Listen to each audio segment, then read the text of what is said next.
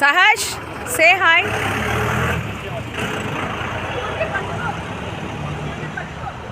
ఇంకోటి ఇంకోటి ఇంకోటి ఇటు సైడ్ ఉంది, ఇటు సైడ్.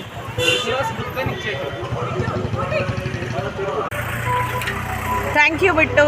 ఆ ఫ్లవర్ నేను తీసుకోలేకపోయాను, నువ్వు కోసిస్తున్నావు.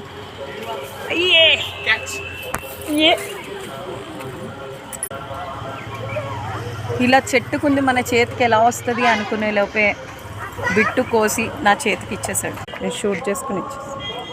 ఈ లోపల లింగం ఉంటుంది అనమాట. ఇది ఏమంటారు, పడగ లోపల శివలింగం ఉంటుంది.